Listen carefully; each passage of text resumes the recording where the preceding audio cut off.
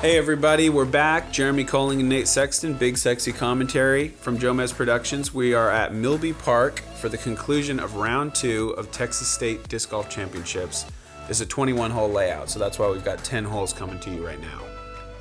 Yeah, hole 5 is a 280-foot, kind of a tricky little green there with the planer there out of bounds. Yes. And as close as the basket is to the OB right there, it's kind of difficult to put it close. You really don't want to push it that close to the basket because you could potentially hit one of those pines. You'd like to go just a little long. Ricky with the wide hyzer stayed a little too wide, but he's there. He's in range.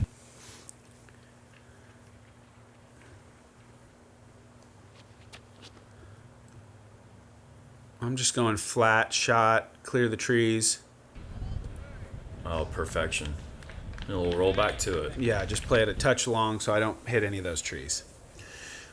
The wind here, I think, was blowing, at least for me, it was slightly right to left. Mm-hmm. So in practice, it was actually, oh, look at that. That's the fortunate break Eddie, you want. Yeah, Eddie gets through it.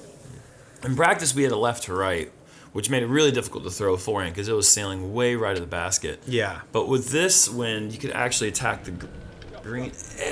Oh, my goodness. Both of those guys living on the edge. Wow. I mean, trees are 99% or 90% air, whatever they say. Yeah, but yeah. That's living clean. Wow. The nub. That looked pretty It looked like 90% of the basket, or the disc was in the basket just there. caught the nub. Wow.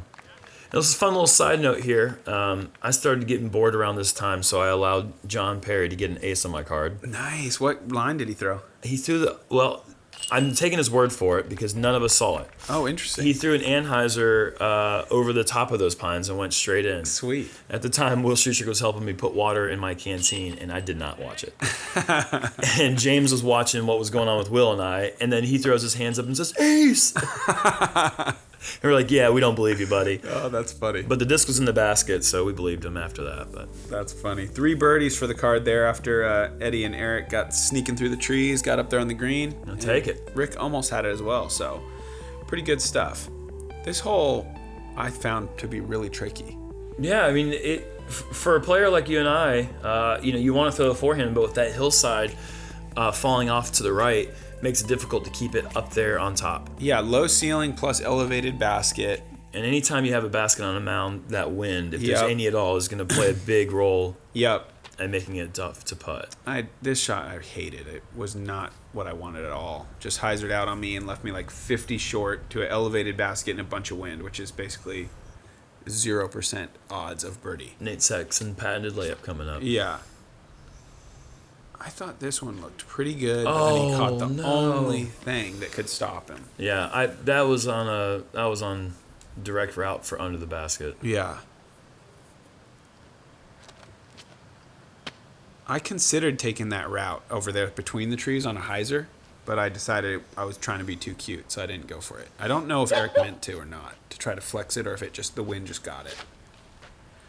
And Rick ripped this thing, and it looked parked to me, but it got pretty long. Yeah, with that hillside, you can actually feel pretty comfortable doing that play with just ripping into the hillside and knowing that that's going to be what slows your disc down. Yeah. Unfortunately, he just caught maybe a little bit of that nose up into that wind and kept it over the hillside and left him a little bit, I'm sure, much longer putt than he was anticipating. Yeah. Yeah, I'm dreaming of making this, but it didn't even come close. I was just trying to put a lot of spin on it and hopefully float it up there. But I'm not trying to do anything stupid, so it ended up being a layup. But look at Eddie, though. You know, I felt like he earned that birdie off the tee. Yeah, he kind of got unlucky with that little limb coming down, and you're right. His will, wow, that's just impressive. Huge putt. Continuing what he was doing on the first half. Oh no. Yeah, I couldn't believe that. It just shot out of the basket. He drained it. Oh no. But yeah, nasty stuff right there. The headwind just wouldn't hold it. I feel like these chain stars have a bit of that action on the pole. I see quite a few shots hit the pole and come out. I know it happened on my card a couple times. Yeah. It's just still always kind of makes you go, what? Yeah. And that's such a solid putt uphill in that wind. I know. It's like you feel so good when it comes out of your hand, and then to see it on the ground is a heartbreaker. I just want to give him a half point for it. Sure. Or half point less. I'll give him that. This one's tough, man. This is like a low ceiling, a lot of people are going to play a backhand that skips, but yeah, it's well guarded. Yeah, man, it is tough. I would say that this is one of the harder holes in the course to birdie. Yeah. Not only do you have the low ceiling, but it's actually pretty narrow. Those trees are pretty large, and that's pretty much what you're looking to do. Yeah. However, if you do go high-speed driver, that ground is really hard packed, and it wouldn't really surprise me at all to see a pretty big skip. Yep. And that's a surprising play to see from you there. But is that just outside the circle? Uh-huh. Wow. Yeah, I need to practice with you more. Yeah, I could show you a couple tricks. Uh-huh. But yeah, I just went with a Firebird there, a beat up one. 370-foot sidearm anhyzer with the Firebird. Mm-hmm. I'm going to say I'm impressed, Nate. It's not a problem. I'm going to say I'm impressed. Thank you. Rick liked it, so maybe he's... Now, this is really surprising. As much as he's been working on his backhand, forehand is kind of old school Rick, I feel like, at this point. I was surprised a little bit, too. Rick's forehand was, he quickly became known as one of the best forehand players in the world. Yep. And he maybe still is. the best. And he still is. Yeah, he still is. But I think after his switch to Latitude, yep, and he relearned a whole new game plan, and I think he realized that most players predicate their game solely on backhands. Sure. And that kind of maybe was in his head a bit. I felt like that wind dropped so much. Yeah, that you can see it's pushing pretty hard there. I thought it was in, but the wind just wouldn't let it fly. But his forehand has certainly taken a back seat to his backhand, but it's still there. And his game overall has improved, so Absolutely. I guess he made the right choice. Yeah, maybe one day I'll decide to do that too, but I don't think I'm going to. No, that sounds like a lot of work. I'm always working on my backhand, but I can't imagine ever preferring it. And he's younger. It's like the whole. Ooh, oh no! Man, Eddie. I was gonna say the new dog and old tricks or whatever that expression for is. sure. Yeah, Eddie, tough one there because he really does. He parked that hole, so unfortunately he wasn't able to stick the putt. Yeah. Was that a bad putt or was that too high? Yeah, it was a little too high. And that was chains, right? It got chains, but it was definitely too high. I would not classify it as a spit, and I don't think he would either. Okay. So it ended up being all threes, all different routes to get some threes, but wow. Moving on to hole 8, we've got OB. All those posts make the OB, so there's OB long and there's OB left. It's a pretty straightforward shot. Just either you can go dead straight at it, or there was kind of a backhand low hyzer play that I was seeing people do. The play in practice for me was a big sidearm out over the road, but the wind completely switched in practice. Yep. So that shot became more of a hyzer shot now, a backhand hyzer, just like Eddie did there. Eddie parking it, perfect shot. I'm going mortar here. Just trying to keep it straight, minimize the skip. Good play there. Thanks. Eric looking for that hyzer. A little bit wide and maybe a little bit too quick of a disc. Because he just sneaks. Oh no! OB, barely OB. Wow. I thought that would have just been long. I did not think it was going to get that big of a skip. That's kind of a bit unfortunate there. Yeah. I think Rick went putter. And saw Eddie's line and just man. barely Bad tree. had a tree get in the way there. I think we all know that's in Rick's range, and geez, I mean, even his misses are like, wow, dude, that was cool to watch. I mean, not that you're happy about it, but Sure. it's always just pretty. Yeah. Eric Yeah, I got couldn't that one quite away. connect. I really wanted to make this because I felt like I'd been leaving some strokes and I just kind of too high. It feels like this basket may be getting a little smaller for the group right now. Yeah. We saw some hot putts at the beginning of this round, and Yeah. now we're seeing some weird spit outs and some weird action going on. And Definitely, when you're playing out here, in any group, there's kind of like an energy for the group. Totally. And we were at a low point. Yeah. In our group right now, It's- just kind of, even though Eddie was parked and did make birdie, I felt like just me personally and the group in general, we were just kind of feeling like, come on, you guys, we got to, what's going on? We got to do better. yeah, it's amazing how what's going on the card can sometimes affect your energy, and Totally. your feel, and the way the basket looks, and how small or how big it looks. And Totally. All right, so hole 9, 243, doesn't even feel that long. But you got the OB path here on the right that really doesn't come into play. OB street left.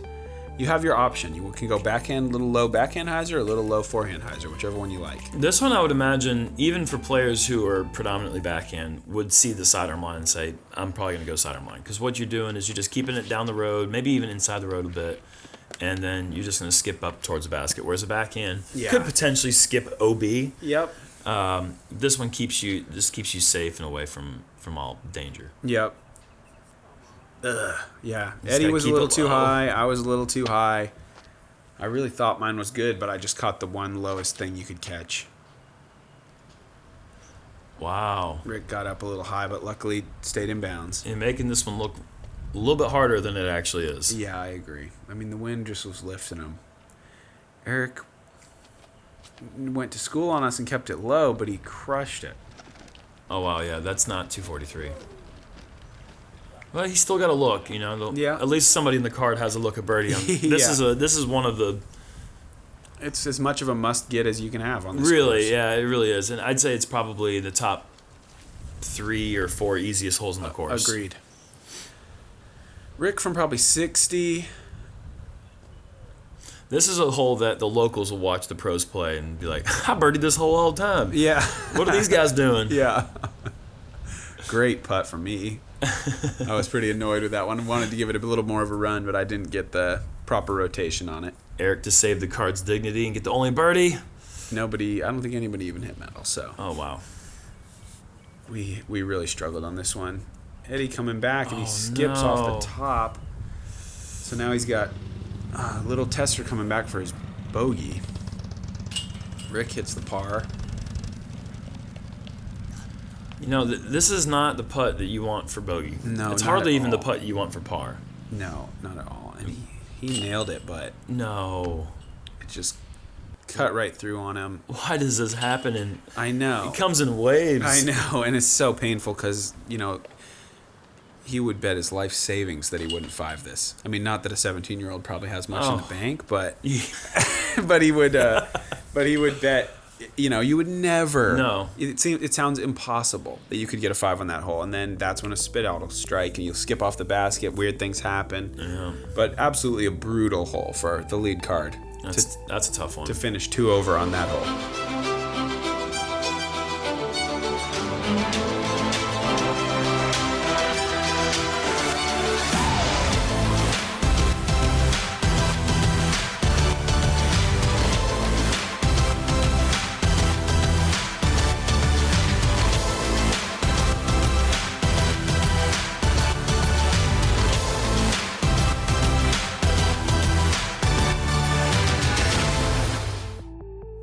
All right, hole 10, 366, OB posts along the left. A little bit of a knoll that kind of obscures your distance read to figure out how far the pin is, but probably most common play is just a big old hyzer. Yeah, I mean, for a hole that lends itself to just a righty hyzer, or even a lefty hyzer down the road, it really is a tricky hole. Especially because it's just crosswind. I mean, that makes it so difficult. I threw this, I was thinking just throw this so wide. You cannot afford to lift OB. So I went super wide, expecting a pretty big lift. I got a little bit, but it didn't get me all the way into the circle or anything. It kind of left me outside.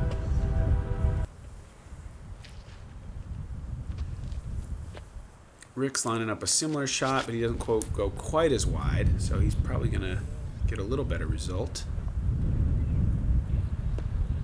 And he's in the circle just by a touch.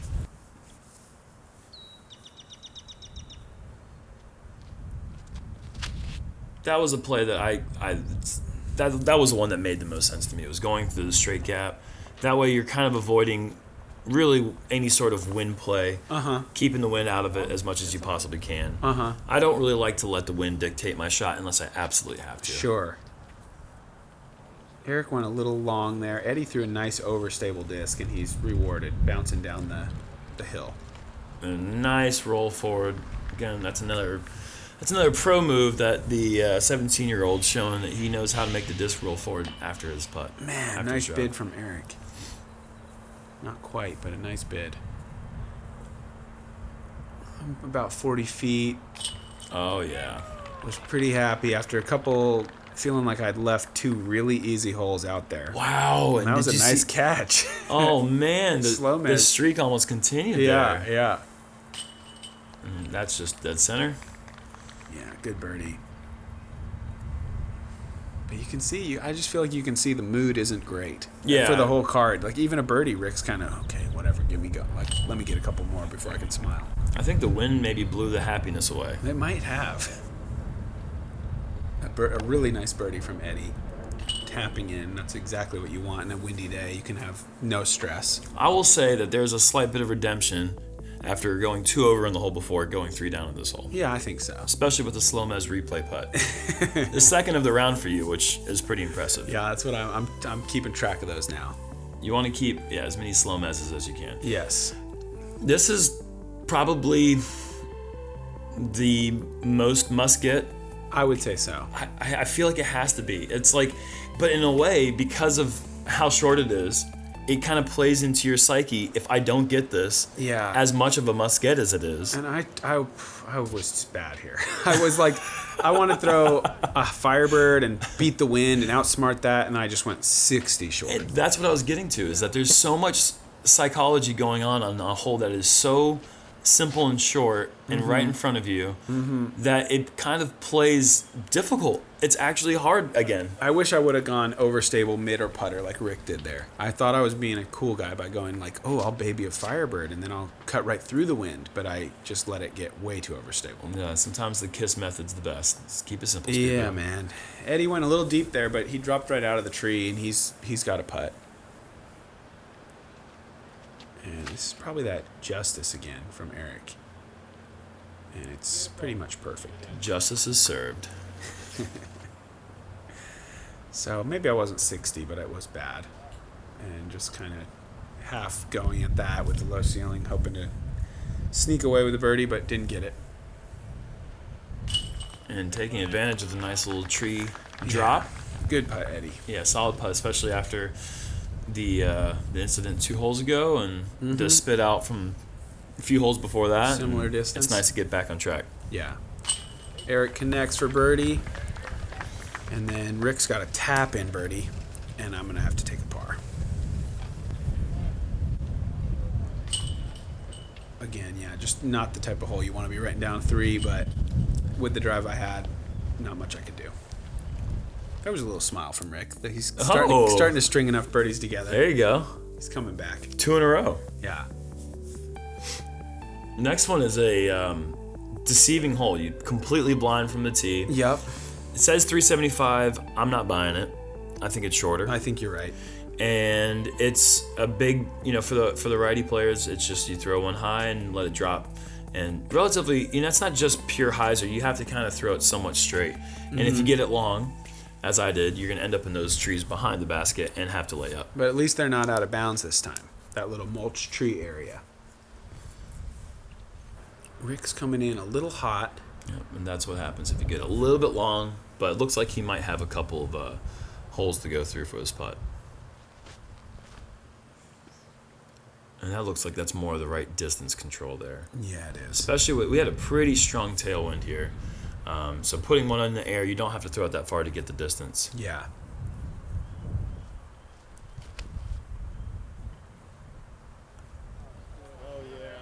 Nice and wide, swinging in, and yeah, I was going to say, it looked like it might be getting a little bit long. It's actually somewhat tricky back there. Yeah, I know from experience. I was actually quite pleased with my 3 after I was only about 50 feet from the pin. Nice. Just putting up a hyzer here. That's looking pretty good. Got right down there. But I heard no claps. It's hard to impress I thought it was going to be a lot worse because it's hard to impress this Texas gallery. They were not happy with that shot. Well, they want, everything's bigger here in Texas. It's true. And if you're not in the basket, they already saw an ace. Yeah, true. So you have to really step up your game if you want to get claps. Yeah. Plus, both of their hands are probably shielding wind. This was a headwind putt, and I felt really good about it. Oh, yeah, that's a great putt. I was struggling a little bit, and I really felt like I needed to make that one. Yeah, headwind, 26, 27-footer. There you go, Eddie. Nice birdies. 2 birdies, 2 pars. 2 holes to go. We got, what is it, number 13? Yep, 13 and 14 13 left. coming up. Yeah, so this one is tricky just because all the rough on the right is OB. Yeah, and we get the little fence here, the baseball field that you just want to kind of throw a hyzer sidearm over. Mm-hmm. Again, 345, not buying it. I think more like 325. Tops. Yeah. And it's just really nothing in the way at all besides the fence. Just make sure that you don't sail right. Mm-hmm. So Eddie's lining up a forehand, and he is getting too high in that wind. Oh, wow. Yeah, just don't go right. It's tough. So I kind of, his shot scared me a little. I was like, okay, definitely get wide. And I want to put it on the hyzer right away so it doesn't get a whole lot of glide. It's looking pretty good. Oh, I saw one clap back there. There we go. Thanks, buddy. But he seemed unsure. No one else is doing this. Should I be clapping or are we just watching? They're going to like this one, hopefully. Rick came in right about the same spot as me. Oh, yeah, he loves it. And there was one clap back there. Eric trying to go for that same shot. Hyzer up over the fence. Oh, no. Don't go OB. No, worst case scenario. OB by 1/4 inch. Oh, no. Oh, Couldn't have been any closer to inbounds. wow. And that's really, I mean, he's had a few mistakes, but that's really just the first, like, real bad mistake. Mm-hmm. That was bad. Eddie with a putt he's not happy with, just a little low, and Rick and I with some pretty easy birdies. And then the other 2 guys are going to have to settle for bogeys after the out of bounds. Is Eric checking his phone or his whale sack? I don't know what that was. Okay. I don't think he has a phone. Okay. Yeah, that's a relatively easy birdie for a forehand player, and I know Eric's got a good forehand, so I'm sure he's not too pleased with that one, but Yeah. it happens. It's golf. Yeah. Coming to the last hole. We had a right to left, kind of a head crosswind. Mm-hmm. There's a little tunnel down the middle, or you can play the big wide hyzer. Kind of difficult to go out and around to the left side with a forehand. Yeah, with the this OB wind. comes into play too. Yeah, not only does the OB come into play, but that wind was really pushing the discs away from the basket there. Yeah. So this is a pretty good play. Just go sidearm right in the middle. Yeah, just rip your Firebird. And then try to get up there. Sweet shot there. Ricky lining up the big hyzer. Only thing you got to worry about is really blowing far left, or if you go long, you can go into that kind of electrical fence area. Oh, Perfect. yep. He doesn't have to worry about the electrical fence area. Eddie's up the middle, but a little bit Yeah, much air under looks it. like that's getting away from him there. Oh. Was that Eric's RV he Yeah, nailed? he hit the car, and Eric was like, "Ooh, good thing that car was there." I was kind of like, "Too soon, Eric. Come on, Eddie's out of bounds." I've seen Eric throw things into his RV. I don't think he cares that much. He's kind of tracking for his own RV right now. Oh, goodness. Yeah, that is the danger of getting it high up there. That's why we try to avoid letting the wind dictate our shots. Mm-hmm. You just really can't predict every time what it's going to do. Eddie, shoot, and that is not good. It floats over, and now he's got another stressful putt. Yeah. And this is for a really good finish. Birdie, birdie. Birdie, birdie, birdie. Birdie, birdie, birdie. That's right. You birdied the hole before that as well. So that's a solid turkey to finish. Yeah, I needed it too. Eddie for bogey. Oh, man. Just not really the finish. I mean, the kid played great up until like the last Yeah. 5-6 holes. Right. That 5 and a couple of bogeys there coming in. Had he just turned those into just threes, Yeah. he would have shot a really, really great round. Yeah. And it's still a respectable round. Mm-hmm. I mean, he handled those nerves great, and he showed a lot of promise, and nothing to hang your head about. His attitude was good too, I felt. Like he wasn't, you sometimes get a newer player can be kind of whiny. Right. He wasn't that way. He kept his head up. He acted like a professional. Well done.